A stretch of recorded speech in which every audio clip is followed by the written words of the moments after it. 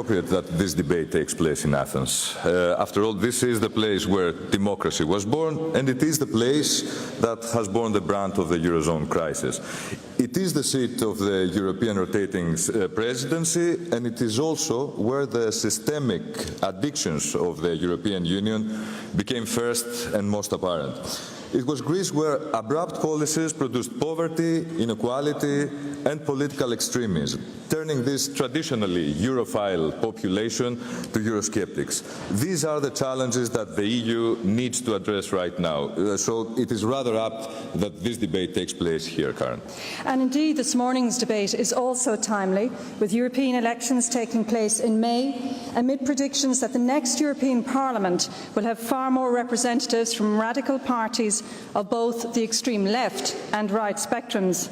And these elections will also mark a change in the way the President of the European Commission will be elected. So 2014 is a year of significant change for the European Union and a year in which a debate about its future is appropriate.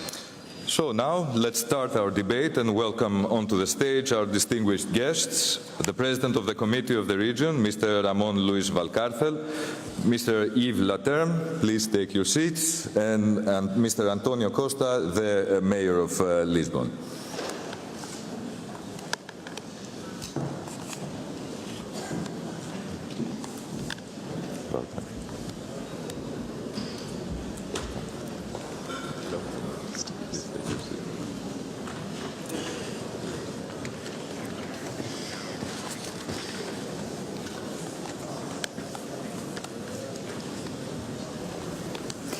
Good morning, gentlemen. You're all very welcome. And as you're aware, of course, we are dividing today's debate into three segments. The first strand will address the jobs crisis in the European Union and how best to achieve growth and employment in the future. The second strand will address the forthcoming European elections and what the long-term vision should be for the European Union. And our final theme will concentrate on the key challenges that the EU is likely to face in the future. We're looking forward to getting your views on all of those topics. And we'll also be conducting a poll of our audience here in the hall after each segment, and we'll take some video questions as well during the debate. So now let's begin with our opening question, which is linked to our first topic, jobs and growth in the EU.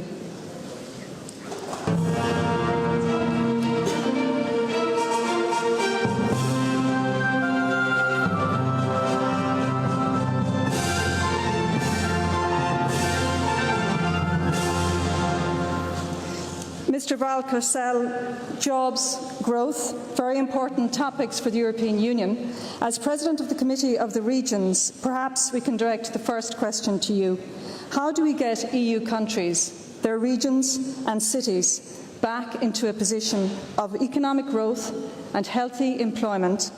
And how do we make sure that people, especially young people, can get out of the unemployment queues and back into jobs? Muchas gracias. Muy buenos días. Thank you very much.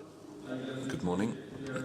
First of all, the point has to be made that one of the main problems we face, indeed undoubtedly the main problem that the European Union faces right now, is youth unemployment. Young people are probably the best educated and trained in the history of the European Union, and yet, despite that, they can see there's no future for them. The horizon is empty. And as Mr. Skouras, the governor, has pointed out, there's no source of hope for them. We need to analyse how we got to this situation. You can't find solutions unless we establish that the causes of the problem are of a specific nature. We're all familiar with those causes. The economic situation is not what it should have been. In the region I head, Murcia, youth unemployment is running at around 50%. This isn't a problem you have just in Greece or even the European Union. I believe that the economic model at a given point in history is such that most countries around the world felt this was the right model, but then we realised it wasn't. As of that point onwards, unemployment has shot up. We have 26 million unemployed people. 5 million under 25s are unemployed in the European Union. No doubt we should have gone for a different economic model. Now we've realised that. Any economic model has to rest on training. We set off on the wrong course. We've established that we were mistaken, and now we need a model that will create jobs.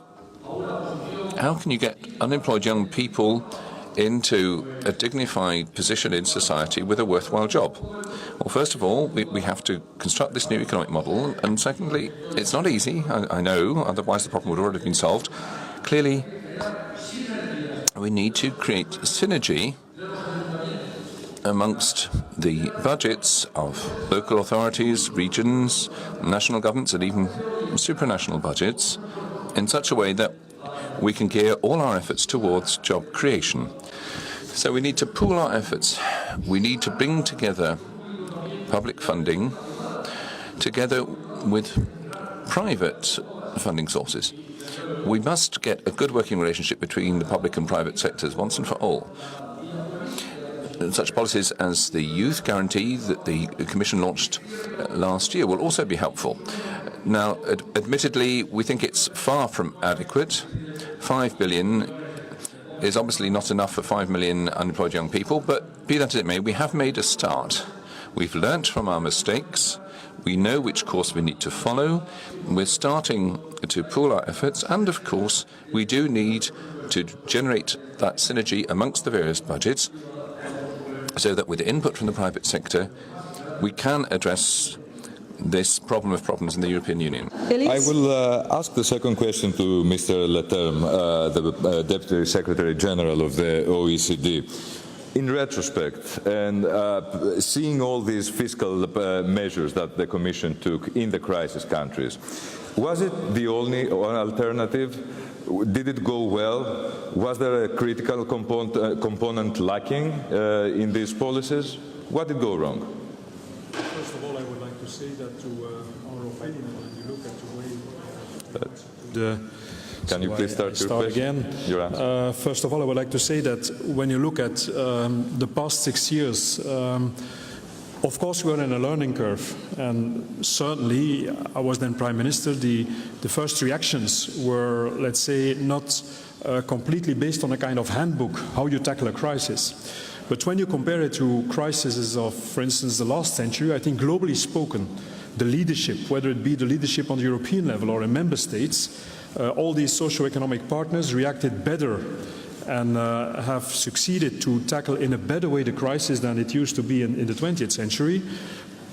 That having been said, I think indeed that the whole of the question is to strike a good balance between adding credibility to the fiscal policy, to the fiscal position, managing the issue of the public debt, managing the budgets in the right way, but on the other hand, in the choice you make and the kind of tools you use to reduce deficit and to manage the debt, to make that choice that is the least counterproductive in terms of economic growth.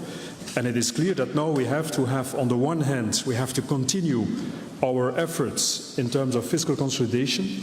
We have to continue, still have to produce lots of effort to strengthen the balance sheets of lots of systemic banks in the Eurozone, more specifically. And on the other hand, we have to strengthen our structural policy. And this is not always a question of adding money to having more expenditure. Sometimes you have very important measures in the range of structural policy that doesn't cost anything. So to sum up, I think there was no alternative than to address the lack of trust, lack of confidence on the level of international markets towards the refinancing needs and the payback capacities of public authorities. That was a fact. There was a mistrust. And so we had to address this by showing that we were ready to decide measures in terms of fiscal consolidation and reducing the deficit. The other point is that the best way to reduce the deficit is to have enough economic growth. And to have economic growth, and in fact it's more than 6 years already that we are fighting with that problem. It's already 15 to 20 years that Europe as a whole has a very low pace of economic growth. So the second part is to have enough economic growth, which makes it more easy to tackle the problem of the fiscal consolidation, the deficit and the debt. I would only want to add something, is that, to our opinion as an OECD, what is underestimated at this very moment is that there is not only a problem in some countries, and this problem is already addressed, of the public debt, of the public deficit. Don't underestimate the situation of lots of families in the private sector. The companies also, which have a lot of problems on their balances, which have contracted lots of loans. And so the indebtedness of the private sector is often underestimated when you look at policies, when the Eurozone is discussed and is debated like this morning. With a yes or no, do you think that the European countries now know not to moralize too much on the private debt? Will they correct these mistakes? I think there are still in the Eurozone and still even some countries which are at, let's say, where the problems are not solved yet. And some of these countries still have very important problems in terms of private debt yet. Thank you very much. Karen? Mr. Costa, the economic crisis, of course, of the last 5 years, as you well know, has had a devastating impact on towns and cities around Europe. Businesses have closed, people have become unemployed, and a lot of people say that the people in towns and cities, those who have a position of power, should have more of a role in how to get people back into jobs. So what do you think people like mayors like you can do to support a more sustainable economic development and to get people back into jobs? Bom dia a todos. Queria agradecer esta. Good morning, everyone. I'm thankful for this debate. I believe that the Europe 2020 strategy was designed in such a way that it could be applied at every level of governance. The cities and regions have an absolutely crucial role to play in this context. In line with their varying powers and in line with the opportunities that exist in each of them, we have some prospect of creating smart, sustainable, innovative growth. That is a goal that should mobilize people and take us on a further step in our process of European integration. That means we have to find a convergence of strategies between local policies and our overall objectives. This will give us the critical mass to achieve intelligent growth. We find human resources, research and development potential. It's in the cities where we face the issue of reducing emissions, given the intensity of transport, for example. We also have the highest levels of poverty and unemployment in the cities. That's why we have to fight this terrible scourge of unemployment, particularly youth unemployment. If you take the example of a city such as my own, Lisbon, we've been making huge efforts. There's a lot we have to do in terms of restoring the fabric of the city. We need funds to improve our energy efficiency in the buildings to make it easier to revive the city. And that is a way of improving social inclusion and making our city more competitive, making it more attractive and enhancing its position as a tourist destination. So there you're looking at an intelligent specialization for our city. Tourism is a significant element. In each of our cities, we have to focus on projects which can contribute to that smart, sustainable, innovative growth that we're talking about, while also making the most of our local economic growth potential. That's how we can tackle this dramatic situation of unemployment. There's a core concern. One of the major impacts of the crisis. We're not going to get smart growth without human capital. And the crisis had a very asymmetrical impact on the various member states. There's no point kidding ourselves that that's not the case. If you look at the situation in Greece, you'll find circumstances that are similar to what you find in Spain and Portugal. We had a wave of emigration of our most qualified generation, which is vital to us if we're going to achieve a different kind of growth model from what we had in the past. If we really want an economy based on intelligent growth, we can't have regions left without the human capital to embody that. So human capital is a crucial element, and that's the great challenge of the future cohesion policy. I will ask Mr. Valcárcel, in a body like the Community of Region, you deal firsthand with the disparities of the region between your various members, and it is a gap that it is growing. Do you see a multi-speed Europe as a setting that would allow this gap to start shrinking again and convergence powers setting into motion?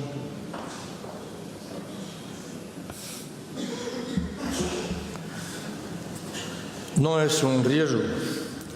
Lamentablemente es una... Unfortunately, that's a reality. In other words, it is simply not wanting to see things as they are. And the truth is that we have a Europe moving so quickly, some parts of Europe which are moving faster than other parts of Europe. And in new member states, or recently the newer members in comparison to the countries of the South, of course, there are huge differences. There are differences between regions which have more resources, and those juxtaposed with regions which have very, very little or nothing. That's what the reality is. This is what the situation is. The issue is whether or not there are mechanisms in order to narrow the gap that exists between regions and member states. There are, fortunately, mechanisms, and I think that the cohesion policy is that which best defines all of this, and it is the most effective implement, and it can make possible that all of this, that this particular effort, in order for there to exist some sort of approximation, or for there to exist some sort of narrowing of that rift which exists between the various regions, that is the best way to do it, through these particular mechanisms. Of course, there are funds that people were not really using properly, but they have to be taken into consideration, and we have to take into consideration the fact as well that these funds have provided for certain regions to really emerge and to become something much, much stronger than they are and much more robust than they were today, simply because these particular mechanisms were taken advantage of. We have, of course, regions in transition. In other words, regions that won't be poor one day, rich the next day, of course. There is a transitionary period. And of course, there are differences. Of course, there are differences. There's no question whatsoever. And there are mechanisms, fortunately, as well, in order to deal with this. But what we have to use is creativity, imagination, and we have to join together under an umbrella of solidarity. Solidarity, that is the spirit of the European Union, and this is necessary in order to bridge the various gaps that exist. For our panelists, which are relevant to today's debate. So let's take our first one. It comes from Jean-Louis Destin, who is a French member of the Committee of the Regions. If we can have the question. Peut-on imaginer qu'à côté de l'Union économique et monétaire, nous puissions avoir un quatrième pilier qui soit un pilier non pas vertical et parallèle mais transversal, un pilier social qui nous permette de mieux avancer en Europe et de régler un certain nombre de problèmes structurels sociaux qui sont très lourds. And I will go again to you, Mr. Valcárcel, for the answer to this question. Yo estoy de acuerdo. I agree with the point made by Mr. Stan. It is something which, of course, is related to those particular transversal pillars, or if you like, and policy of investments, along with the social policy as well. But I don't think that there exists any sort of supranational entity like the European Union. No, nothing like this exists anywhere else in the world. In other words, where there's that level of will and, of course, budget earmarked for social policies as well. This is what the reality, this is what the situation is. An example I'd like to present you. In my area, the budget, well, 85% of the budget goes to social policies. I'm speaking about education, health, social policies in order to help people physically, intellectually, mentally as well. So today, more than ever, this is absolutely necessary because there is greater vulnerability around us right now.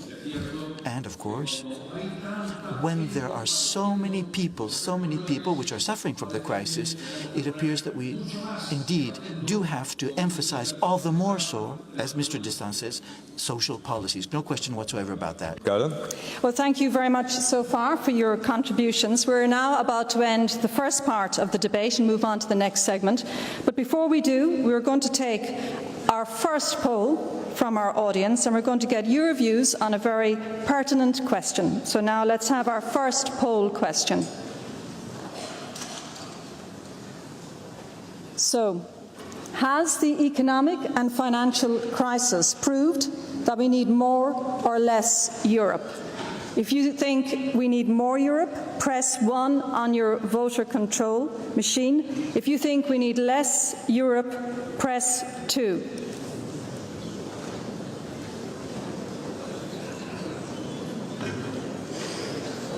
Okay, so just to explain, we're going to have a vote bar which will actually show your results. So we're just going to do that again.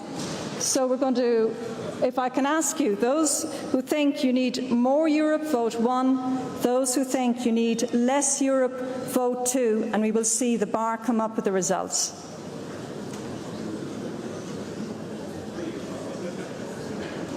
Okay? Vote now.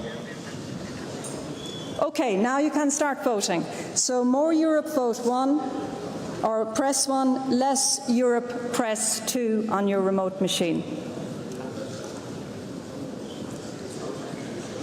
Okay, so 77.5% voted yes to say the economic and financial crisis proves that we need more Europe, and 22.5% say less. Mr. Valcárcel, are you surprised by that? Just very briefly, your response. 77.5%.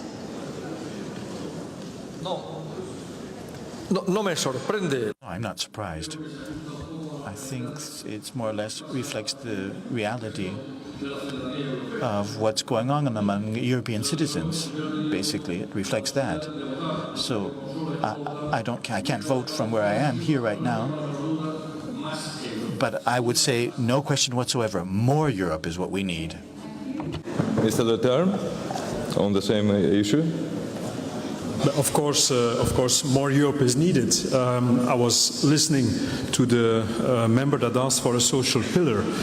I think you cannot ask at this very moment to deliver in terms of social pillar from the European Union as it is now in terms of budget and in terms of competences. So if you want a real social policy, you have to work on economic convergence, on social cohesion, but this needs more means and competences. And so the answer to strengthening the effectiveness of policies is, of course, to have a subsidiarity approach, multi-level governance, but where Europe can play a more important role than today in terms of budget and in terms of competences. Yeah. Thank you very much. Karen? Maybe, Mr. Costa, a very brief response from you as well, because many people might have thought the vote would be to say less Europe, because a lot of people feel that the EU may have interfered too much in terms of imposing austerity measures on countries. Bom, eu acho que nós temos de ter mais Europa, mas também uma Europa Well, we need more Europe, but it also has to be a different kind of Europe. We've overcome the first stage of the crisis, so the point arises as to whether or not we all want to share a currency. And the second question is, what do we need to do to ensure that that common currency has the same effects on all the member states? The lesson we can learn from this crisis is that monetary unions are not actually conducive to growth. Rather, they favour the specialisation of economies and therefore have asymmetric effects across the Eurozone. If we want to keep the euro, and I think we do want to keep it, we need to do the rest of the job. In other words, offset the negative impact of the euro. We're now reaching a turning point in the adjustment programs. We need to get the rest of the tasks ticked off. If someone breaks a leg, they have to get it seen to in hospital, but that's not enough. Once the plaster cast comes off, they have to do physiotherapy to restore the movement and strength of the leg. And following our adjustment program, we need a serious program of physiotherapy which can beef up the muscles of all the countries hit by the crisis. If you have a country with 28% unemployment, such as Greece, or 17% unemployment, such as Portugal, or over 20% in Spain, what you need is a strong dose of vitamins. If you don't have a good physiotherapy program to restore your muscles, then we're never going to be able to recover our ability to use the benefits of the Eurozone to set off a fresh course of beneficial action. Time now to move to our second part of the debate. Ilias. Thank you very much, Karen. It is the second strand will address the future of the EU.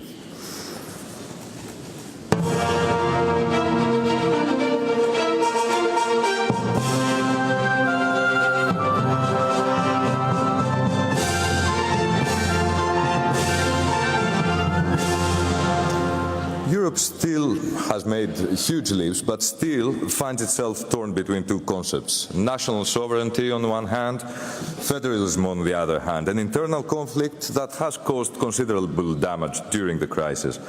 Yet, despite this 5-year broil, we still seem stuck in the same internal conflict. Yes or no to Europe? However, that was a call for the post-war generation. Now the question is, what Europe? And how can this debate move towards this long-term vision? I will start with Mr. Valcárcel. The antagonism that we see today between the core and the periphery reminds us, it echoes, like the old antagonism within the nation states, between the capital and the regions. Do you think that the Committee of the Regions, having this experience, this institutional background on that, could help in the wider issue of bridging this gap in the European Union?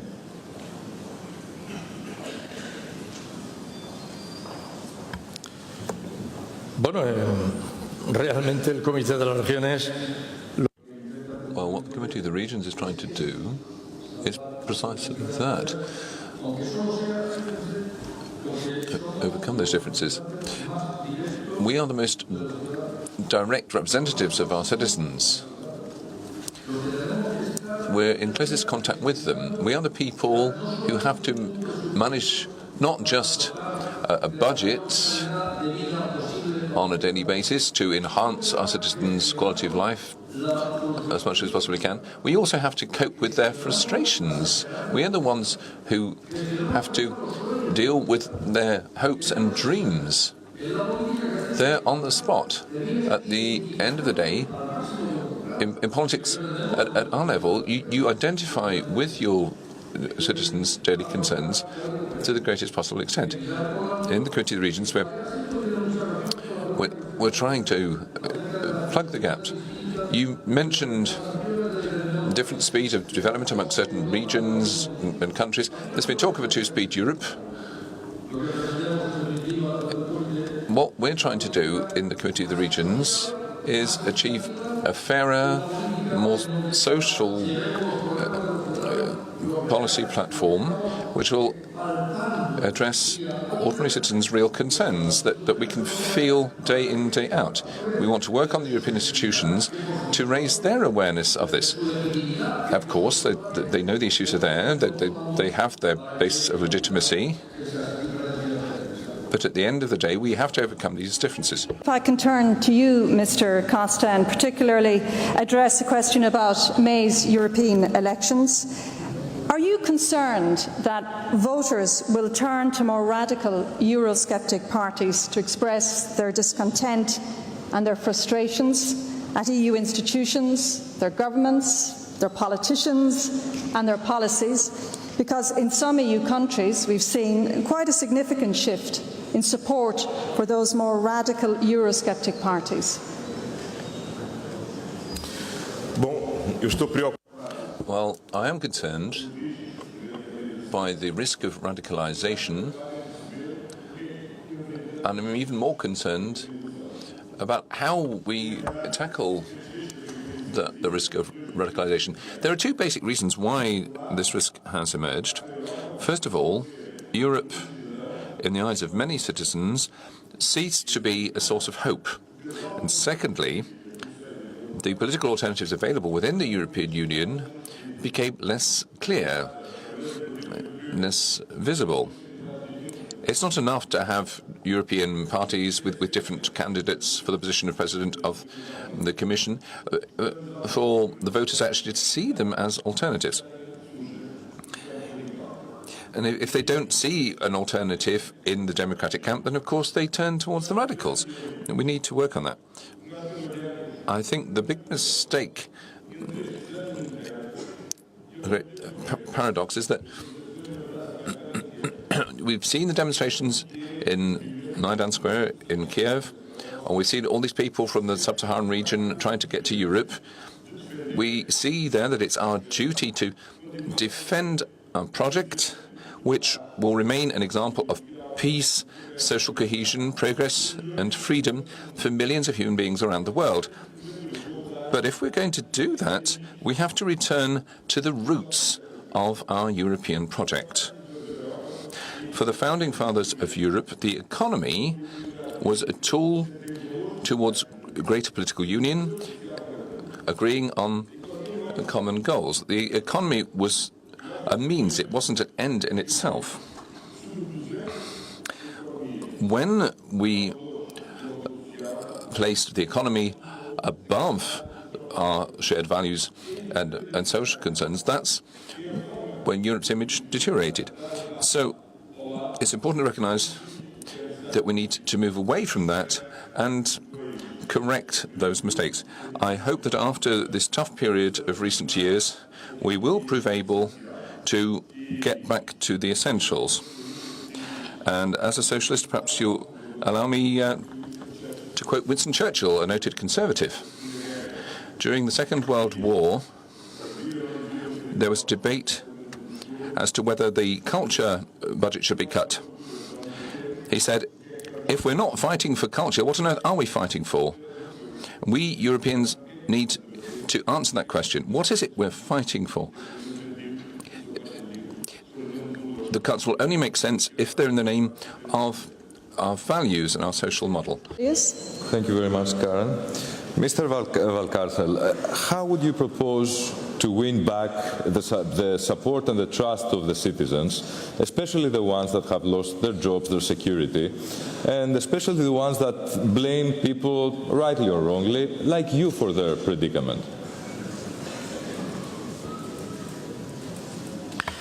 No estamos en el mejor momento, desde luego. Now we have to bring back the support and trust of our citizens, of course. It's a difficult moment. But as Mr. Zouros said, we can't just throw in the towel and run away from it all. No, the time has come to confront this particular situation. And we have to see, we have to understand, we have to define why exactly it is so important, this particular European Union, this particular construct. The major discussions have been made, and people, of course,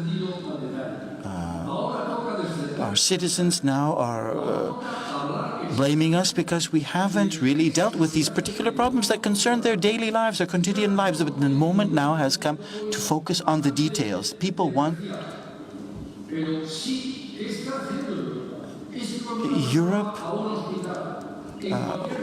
When somebody, for example, in any place in the European Union goes to a hospital, it ought not be forgotten that that particular hospital has been constructed with European Union funds. When one goes to school, those schools have been built by European Union funds. And when one drives on a highway, well, those highways have been built with EU funds. And there are so many similar such examples. This is something which has to be explained to citizens. Europe isn't the problem. Europe is the solution to the problem. There are so many different possibilities within Europe. Europe is the possibility in order for us to move forward effectively. So that impetus has to exist to explain to citizens. People have to understand that Europe is the best thing that could have happened. Europe means 69 years of peace and prosperity and welfare. Of course, now we have a crisis, but so much has been done in the past, and so much is being done to remediate the situation that exists right now. The construction of schools, hospitals, and the principles, the values also that exist, because where those European frontiers end, that's where the problems begin. And we see that concretely in the Ukraine, as a colleague Costa mentioned as well, Mayor Costa from Lisbon. So we have to strengthen this particular construct. We have to make it all the more robust with transparency, with democracy, with decentralization, with peace. All of this is Europe, and this is what has to be explained to the citizens of Europe. This is the solution to the problem. It is not the problem itself. Let's direct this question to you. And you were here yesterday at the summit and would have heard about the growing economic and social disparities that people were talking about that has increased between regions in the European Union. And it seems that European trend of inequality and disparity between places is increasing worldwide. What do you think regional and local authorities can do in Europe to reverse this trend and to try to create greater equality between all regions and cities in Europe? Well, I think it was put very clear due to what happened during the last couple of years in terms of fiscal consolidation, that in the future, whatever happens, public authorities, globally spoken, will have to perform better with less money, doing more in favor of the citizens with less money. And you can manage this only by improving the efficiency, the effectiveness of the efforts. And very important in that field is to acknowledge that the one-size-fits-all, the one solution for all problems all over Europe is not the right approach, that you have to have tailor-made solutions based, once again, Luc van der Brand explained it yesterday in this meeting, multi-level governments, alignment of policies. But in that framework, local and regional authorities, so cities and regions and provinces, have a very important role to play. And I don't like the kind of game to blame each other, saying the European Union is wrong, the national governments are wrong. No, the local authorities sometimes have good policies, bad policies. Anyway, what is very important, I think, is at least in terms of social cohesion, which is also based on economic convergence, in terms of social cohesion, I think at least 3 elements could improve the situation on the initiative of the local authorities. First of all, I think priority number 1, and it has been addressed already by the President here, it is the inclusive labor market policy, especially towards young people. What is happening now with thousands, 10,000s of young people that are unemployed, that are not in education nor in employment, that are left aside at the margins of society, this is a ticking bomb. And so we have to address this, and you can address this, of course, in strengthening your economy competitiveness, in working on unit labor costs, for instance. That's more the the domain of the national authorities, but on the local level, on the regional level, having tailor-made solutions adapted to the specific situation of cities, of parts of the labour market, this is very important. And there, of course, the local authority has a good view on the situation and has to give a very important priority to help to address this very important issue of inclusive labour market solution policies that don't let outside of the labour market any people. Secondly, entrepreneurship.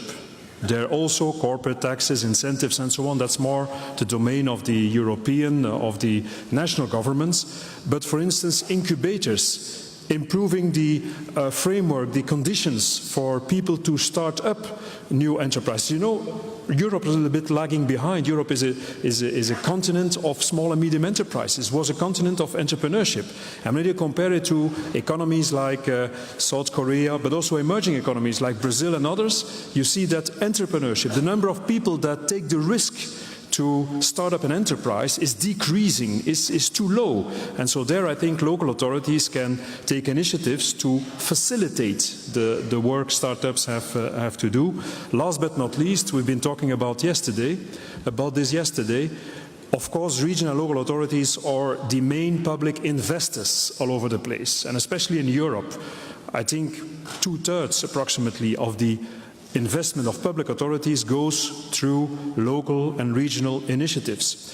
And there have a contra-cyclical approach. I mean, like it was traditionally the case, increasing the efforts in terms of investment in infrastructure, in productive investment, instead of decreasing it when it is crisis. Of course, you have your fiscal consolidation issue, but within this tight framework of fiscal consolidation, giving priority to productive investment is also a very important task of local authorities and regional authorities. So, to sum up, yes, they have a very important role to play in terms of strengthening the social cohesion, in terms of tackling inequalities, amongst other, by the inclusive labour market policy, by enhancing the chances for people to start up enterprises, and by a very active contra-cyclical investment policy. Well, you mentioned the ticking time bomb there of young people, and actually that's the focus of our next video question, which we're going to take now.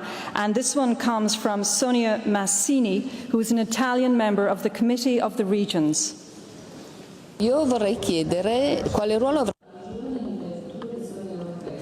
Questi sono i cittadini che stanno costruendo la nuova Europa, che forse non è l'Europa delle istituzioni, ma è l'Europa vera che cambierà, io credo, anche il modo di vivere insieme. Allora, che ruolo avranno per combattere l'euroscetticismo? Come li faremo sentire protagonisti? Maybe Mr. Leterme again, just very briefly, how can we use young people here in a very positive way to fight growing Euroscepticism in Europe? I think since some decades, and we underestimate that fact, I think Europe has become an institutional level like we have other institutions. And key for the credibility of institutions, whether it be international organizations or local authorities, is that they deliver, that citizens feel that they are of added value, that they bring solutions.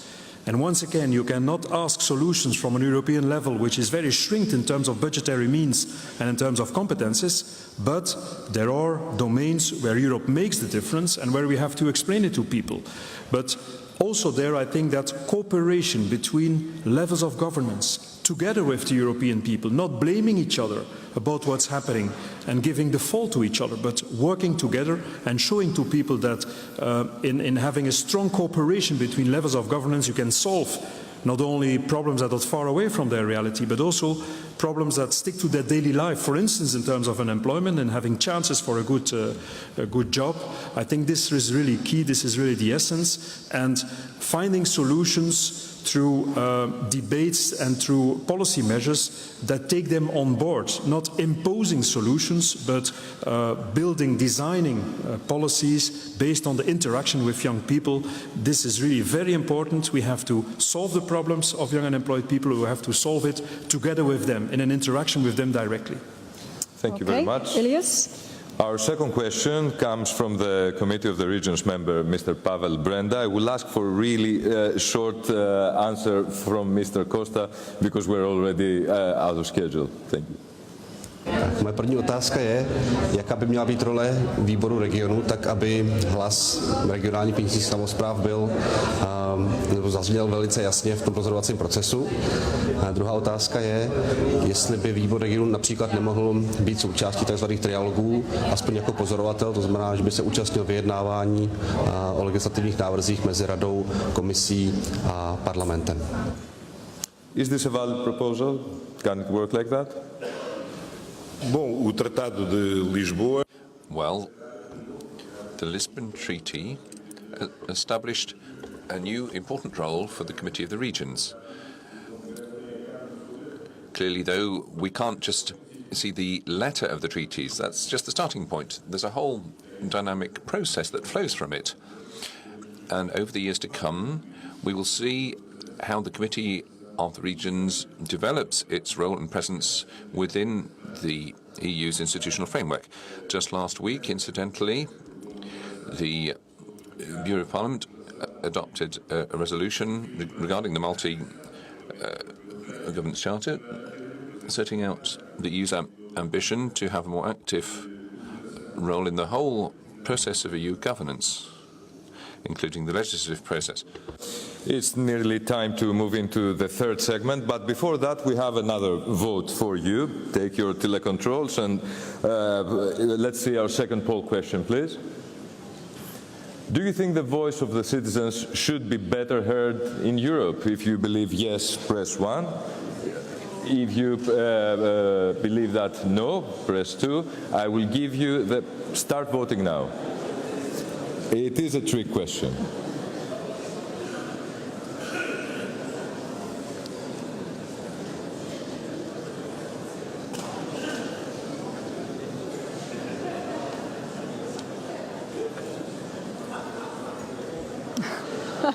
Well, the answer is predictable and it's telling. I don't know if it's a positive sign, Mr. Valcárcel, or it's an alarm bell.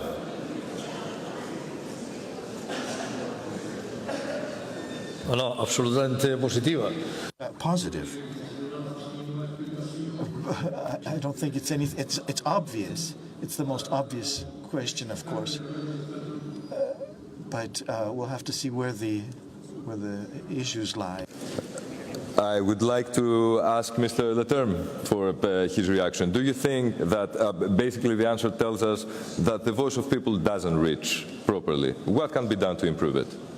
I think the people have the feeling and are frustrated when institutions, when the situation doesn't improve, and try to find who's to blame, and then they look at the people and the institutions that are more or less central in the media, and so Europe is at the core of the whole of the political debate. So it's quite normal that they blame Europe for some of their problems in their daily life. But to be very honest, I think it's very important that we have democracy, that we have direct elections, but even as important as that is to deliver solutions to the people. And I think that will make the difference in terms of legitimacy and in terms of adherence of people to the European ideas is, let's say in the coming years, having a strong European Commission, a strong European Parliament and a Council that really acts in the favor of integration and cooperation.